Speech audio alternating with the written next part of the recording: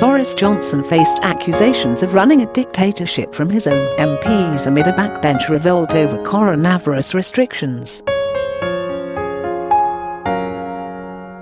Tory grandee Sir Edward Leigh accused the government of authoritarianism and said the strategy was increasingly incompetent. Tory MP Pauline Latham challenged Health Secretary Matt Hancock to remind the Prime Minister that we actually live in a democracy rather than a dictatorship. And Sir Graham Brady, the chair of the influential 1922 Committee of Backbenchers, warned ministers that COVID-19 needed to be balanced with other health needs. As the PM prepares to announce further restrictions on Tuesday, ministers faced growing anger from Tory backbenchers over the government's sweeping lockdown restrictions. Sir Graham is leading a Tory revolt over the emergency COVID-19 legislation, which is due to be renewed this month. He is tabling an amendment to require the government to put any new measures to a vote of MPs when the Coronavirus Act is up in the Commons on September the 30th. The Tory backbench leader said ministers had got into the habit of ruling by decree, adding, "The British people are not used to being treated like children." Health Secretary Matt Hancock came under fire in the Commons over the government's lockdown changes. Sir Edward said, "The trouble with authoritarianism is it's profoundly inimical to civil liberties. It is also increasingly incompetent. It relies on acquiescence, and acquiescence for lockdowns, particularly national ones, is draining away." For instance, if you tell a student not to go to a pub, they'll simply congregate in rooms, even worse.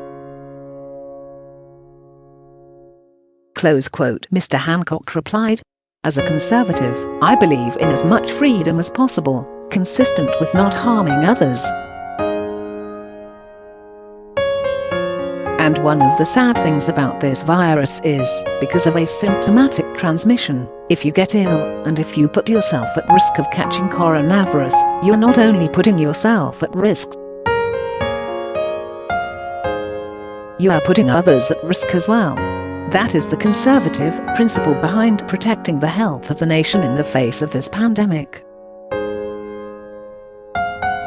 Ms. Latham also challenged the government on the issue, saying, "Could he explain to the PM that we actually live in a democracy rather than a dictatorship?"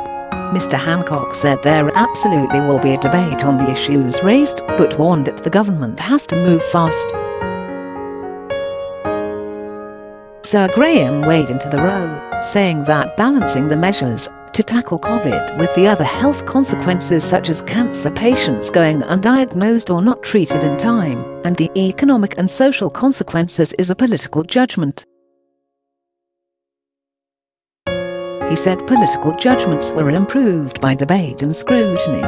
Mr. Hancock agreed, saying, "The more scrutiny the better is my attitude." Tory former Cabinet Minister Chris Grayling said he did not believe there was a case for a new national lockdown. Coronavirus outbreak, he said. Given the huge consequences of this virus for people in our communities on their mental health, particularly the younger generation who are paying a very heavy price, can I say to Mr. Hancock that given those regional variations, and in the full knowledge of all the pressures that he is facing, I do not believe the case for further national measures has yet been made. Mr. Hancock replied, "He's absolutely right that there are some parts of the country where the number of cases is still, thankfully, very low, and so the balance between what we do nationally and what we do locally is as important as the balance in terms of what we do overall." Elsewhere, Baroness Hale, former President of the Supreme Court, accused Parliament of surrendering control to the government over the draconian measures